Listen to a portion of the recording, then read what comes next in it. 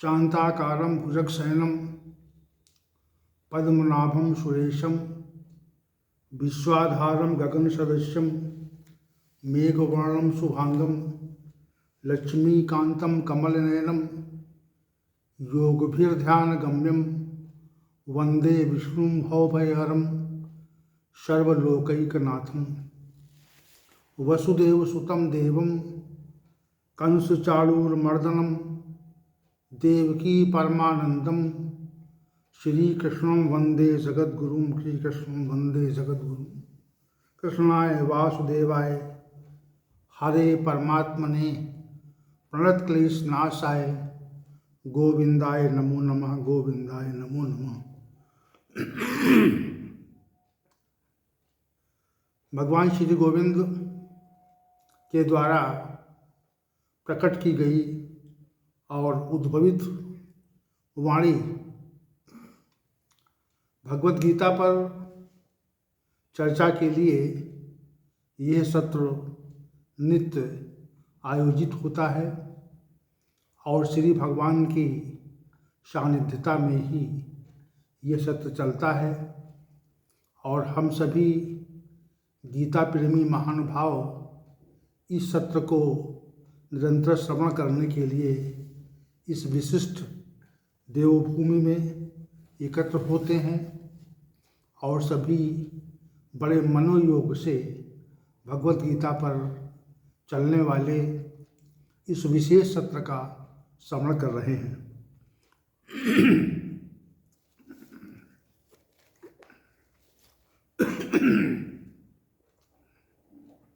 वास्तविक बात तो ये है कि जैसी श्री भगवान की कृपा होती है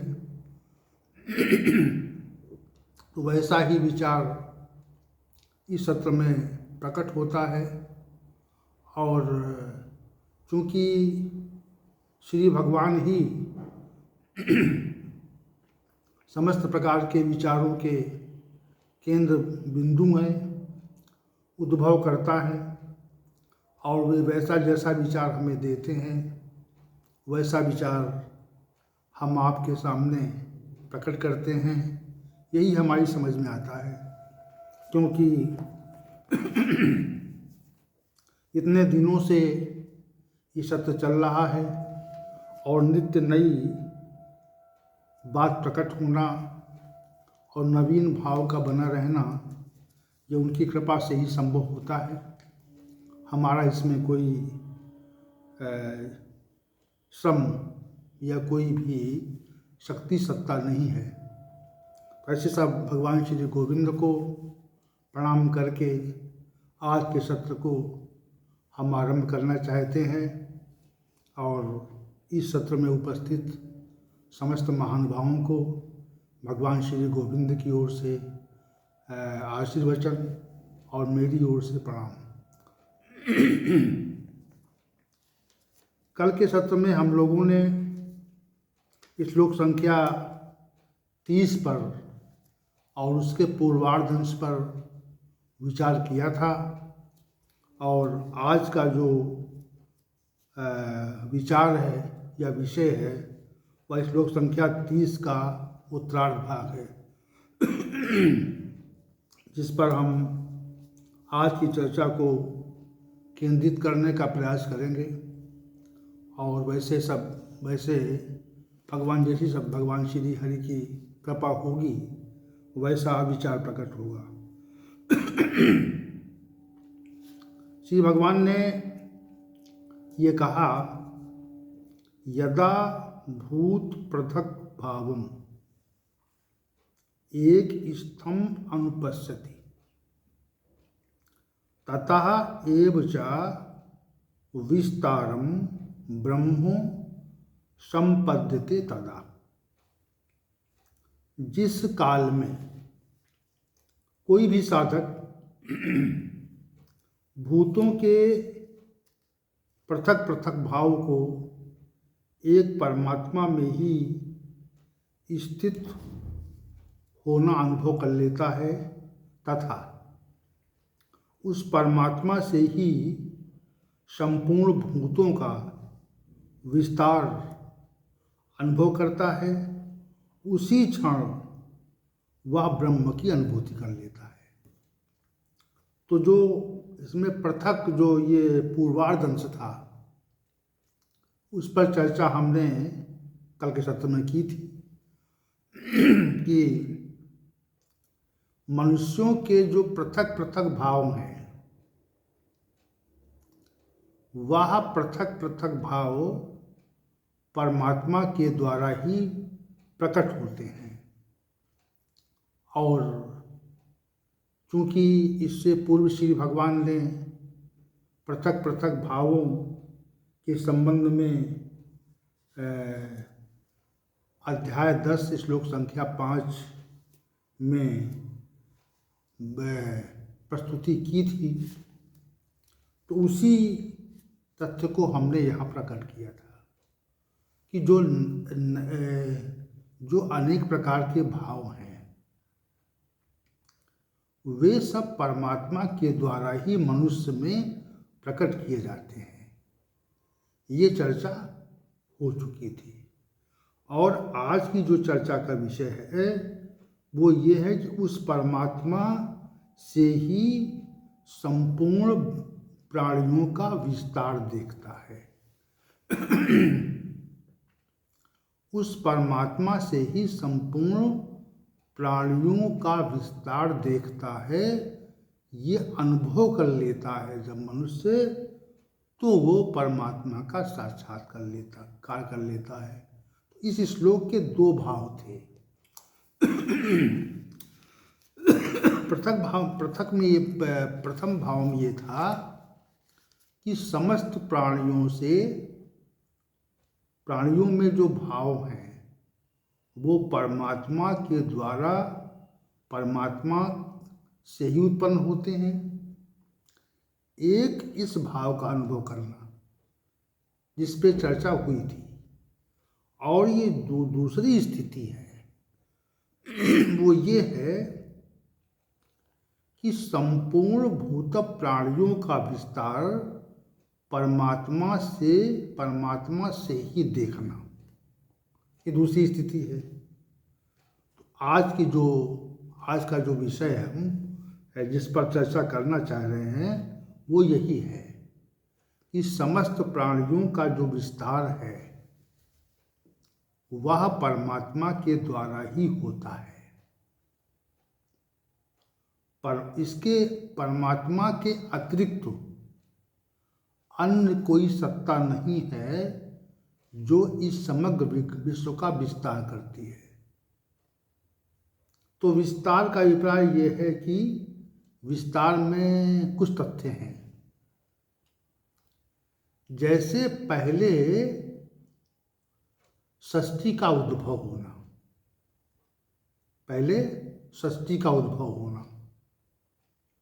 और फिर सृष्टि के उद्भव के उपरांत उसका आगे की ओर बढ़ना। जैसे कोई बालक, कोई शिशु जब इस जन्म लेता है तो पहले वह जन्म ग्रहण करता है, यानी उसका उद्भव होता है, और उसके पश्चात उसमें वृद्धि का भाव होता है, वृद्धि होती है। जैसे आप नवजात शिशु को देखें और उसके नवजात शिशु के अंगों पर दृष्टि डालें तो छोटा सा शिशु है और उसके जो अंग हैं वह भी छोटे छोटे से हैं। एक विशाल जो पूरी तरह विकसित मानव है, जिसने युवावस्था प्राप्त कर ली है, उस मानव के देह की तुलना उस शिशु के शरीर से करें जो आज नवजात हुआ है, अभी प्रकट हुआ है। अब कल वह शिशु उसी विशालकाय मानव युवा मनुष्य की तरह से होगा। तो पहले उसका उद्भव हुआ। पहले मनुष्य का छोटे स्वरूप में उद्भव होता है और फिर उसका विस्तार होता है। शनैः शनैः काल के साथ उसका विस्तार होता है, उसमें वृद्धि होती है और वृद्धि होने के पर वह युवा हो जाता है, जिसको हम पूर्ण विकसित देख रहे हैं। तो एक शिशु जो है वह शैशवावस्था में नितांत असहाय और समस्त चेष्टाओं से विहीन रहता है और जब उसमें वृद्धि होती है, उसमें जब विस्तार होता है, तो वही छोटा सा शैशवावस्था का मानव का शरीर, मानव की देह है, वह पूर्ण विकसित रूप में प्रकट हो जाती है। तो वृद्धि, उत्पत्ति, वृद्धि और वृद्धि से उसको विस्तृत रूप में उसका परिवर्तन, यही होता है ना। आप ये सोचे विचार करें आप कि छोटा सा शिशु एक विशाल युवा के शरीर में कैसे परिवर्तित हो गया। तो जब आप विचार करेंगे तो आप यह देखेंगे कि वह समय के साथ उस विशाल रूप में परिवर्तित हो गया। तो सामान्य रूप से इसमें कोई विशेष बात प्रतीत नहीं होती कि छोटा शिशु था, उसने भोजन ग्रहण किया और वह भोजन ग्रहण करने के पश्चात उस अन्न ने, जो उसके द्वारा ग्रहण किया गया है, उस अन्न ने उस छोटे से शिशु को धीरे धीरे युवावस्था के रूप में परिवर्तित कर दिया, पूर्ण विकसित कर दिया उसको। तो ये जो एक प्रक्रिया है, ये सामान्य प्रक्रिया तो प्रतीत होती है, लेकिन इसका छोटे से शिशु का युवावस्था के रूप में परिवर्तित हो जाना, ये असामान्य बात है। हम सभी सामान्य मनुष्य इस असामान्य क्रिया का अनुभव नहीं करते। कैसे परिवर्तन हुआ उसका, कैसे उसका परिवर्तन हुआ, उसमें कौन से तत्व जो है वह उन लोगों ने आधारभूत भूमिका अदा की। पृथ्वी, जल, वायु, अग्नि, आकाश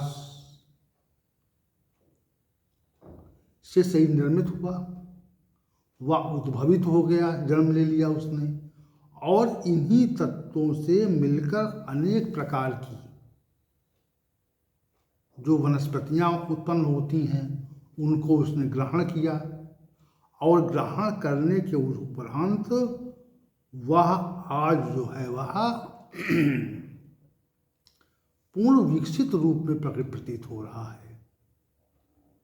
तो ये एक सामान्य बात प्रतीत होती है, परंतु जो तत्व उसके विकास में आधारभूत तत्व हैं, उन तत्वों की ओर हमारी दृष्टि नहीं जाती। दूसरी बात,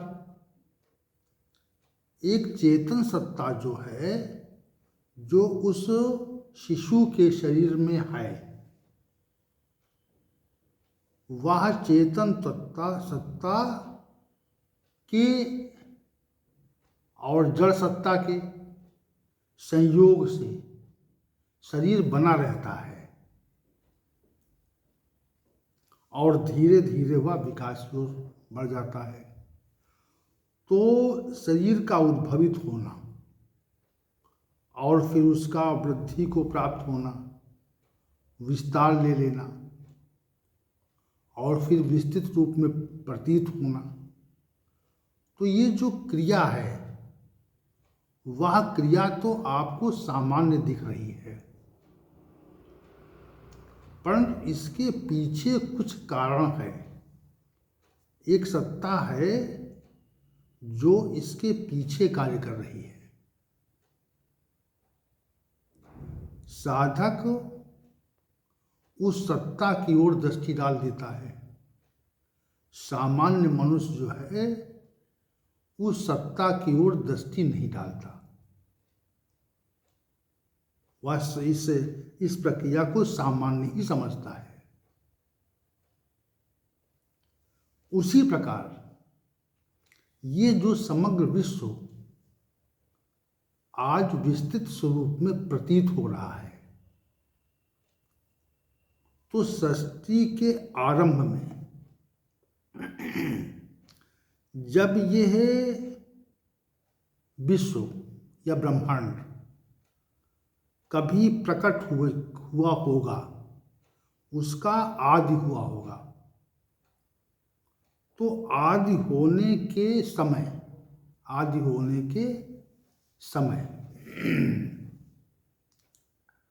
और आदि होने के पश्चात काल के साथ असंख्य प्राणियों की संरचना, असंख्य वनस्पतियों की रचना, असंख्य लोकों की रचना, असंख्य प्रकार के पहाड़ों पर्वतों की रचना, असंख्य प्रकार के नक्षत्रों की रचना, और ये समग्र व्यवस्था जो विस्तार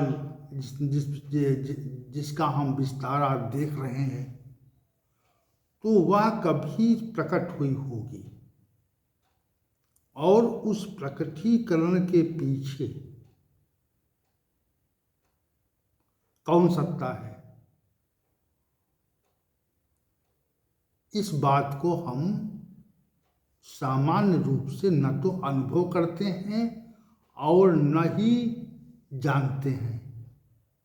कोई सो ऐसी सत्ता, विशद सत्ता है जो इस समग्र ब्रह्मांड को उद्भवित करती है, प्रकट करती है, व्यक्त कर देती है और व्यक्त करने के उपरांत वह इसको विस्तार दे देती है।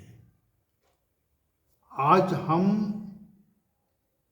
इस संसार में असंख्य प्रकार के जीवों को, वनस्पतियों को, स्थितियों को देख रहे हैं, उसका अनुभव कर रहे हैं। लेकिन जो आज से 200 वर्ष पूर्व जो मनुष्य था वह आज नहीं है, तो वह विलीन हो गया। उसका विस्तार कभी था, तो छोटी सी सृष्टि को एक विस्तृत सृष्टि में परिवर्तित कर देना, ये सृष्टि हम देखते हैं जहाँ तक हमारी दृष्टि जाती है और जहाँ तक हम वैज्ञानिक उपायों से इस सृष्टि के बारे में कुछ जानते हैं, तो उसके पीछे जो सत्ता है, उसके पीछे जो सत्ता है जिसने इसको विस्तार दिया है,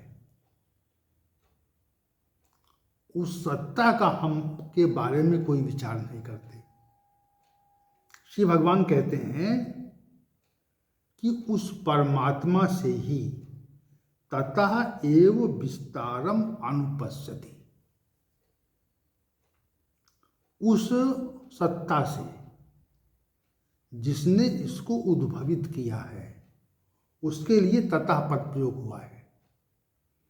और एव विस्तारम, उससे ही उससे ही, उस परमात्मा से ही, ईश्वर से ही समस्त भूतों का, समस्त प्राणियों का विस्तारम अनुपश्यति, देख लेता है कि नहीं नहीं, ये जो विस्तार हमें प्रतीत हो रहा है, ये विस्तार जो है वह किसी के द्वारा हुआ है, किया गया है, और वह सत्ता परमात्मा है। जब तक इसको हम अनुभव नहीं करते, जब तक इसको हम अपने आभास में नहीं लाते, हम कहते हैं कोई सत्ता होगी, क्या हमको मतलब, क्या अर्थ इसका है, हम क्यों विचार करें इस पे। सामान्य व्यक्ति कहता है कि हम इस पे क्यों विचार करें, क्यों जाएं कि कौन सत्ता है, किसने विस्तार दिया इसको। लेकिन ये जो विशेष जो साधक हैं, वह उस सत्ता के द्वारा ही समग्र ब्रह्मांड के विस्तार का अनुभव करते हैं। और जो अनुभव कर लेते हैं, जब तक हम अनुभव नहीं करते, एक बात, और हम जब अनुभव कर लेते हैं, जैसे कोई रोगी उचित औषधि को जब तक नहीं लेता है, और जब वह औषधि, उचित औषधि को ले लेता है और उससे उसका रोग निवारित हो जाता है, तो तीन स्थितियां अलग अलग हैं। औषधि को न लेना एक स्थिति, औषधि को उचित रोग का उस उचित रोग को जानकर उचित औषधि को ले लेना दूसरी स्थिति, और तीसरी स्थिति उस रोग का निवारण होने की है। तो अलग स्थितियां हैं।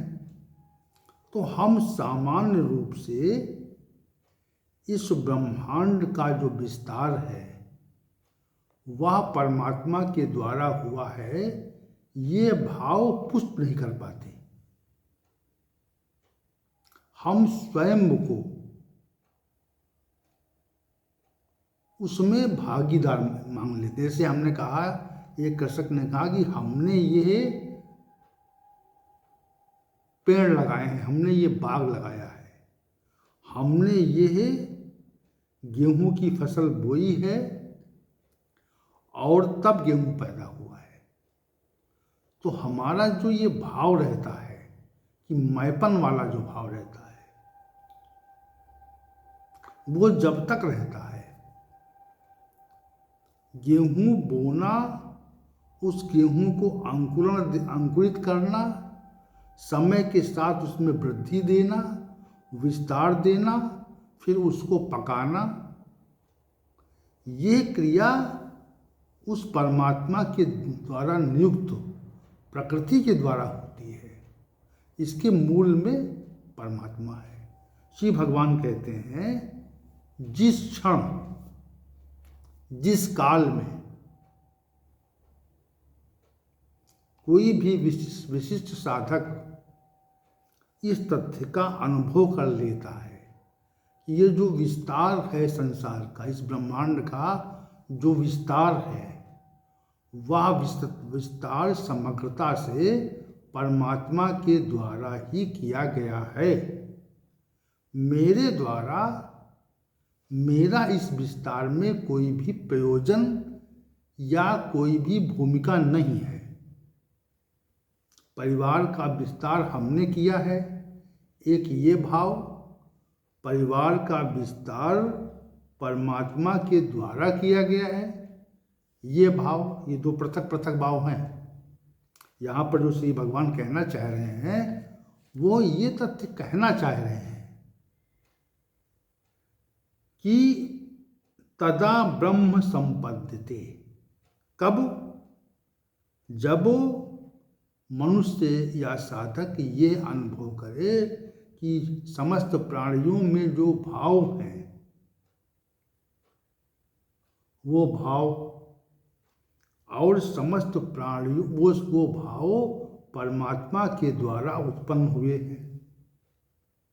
और ये जो विस्तार है, ये जो विस्तार आप देख रहे हैं ब्रह्मांड का, ये भी परमात्मा के द्वारा ही है। तो यदा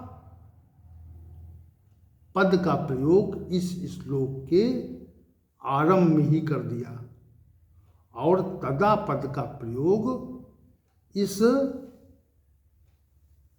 श्लोक के अंत में किया। यदा के साथ तदा आता है। तो उसी क्षण जब ये तथ्य स्पष्ट हो जाता है, तब ये बात हम जान जाते हैं और उसका अनुभव करते हैं कि प्रभु हमारे द्वारा कुछ नहीं है। हमारे अंदर जो भाव है या समग्र प्राणियों के अंदर जो भाव है, वह भाव पूरी तरह से आपके द्वारा ही प्रदान किए गए हैं। और दूसरी चीज, ये जो समग्र विस्तार हम देख रहे हैं, वह विस्तार भी आपके द्वारा ही हुआ है। उसी क्षण, उसी काल में मनुष्य परमात्मा का आभास कर लेता है। ये कोई सामान्य बात नहीं है। श्री भगवान ने कहा है इसमें प्रक्रिया है एक, और प्रक्रिया वही व्यक्ति समझ सकता है जो इस साधन से, परमात्मा की अनुभूति के इस साधन से चले, उसका अनुकरण करे। तो ये भावनात्मक बात है, भावनात्मक प्रक्रिया है, भावना प्रधान साधन है, ये कहेंगे हम। तो आप सभी साधकों को भी समस्त भूतों के पृथक पृथक भाव की उत्पत्ति का स्रोत परमात्मा को जानना चाहिए, मानना चाहिए। और दूसरा, समस्त प्राणियों का जो विस्तार है, उसका मूल जो है, उसका जो हेतु है, वह परमात्मा को मानना चाहिए। और ऐसी मान्यता जब दृढ़ हो जाती है, ऐसी मान्यता जब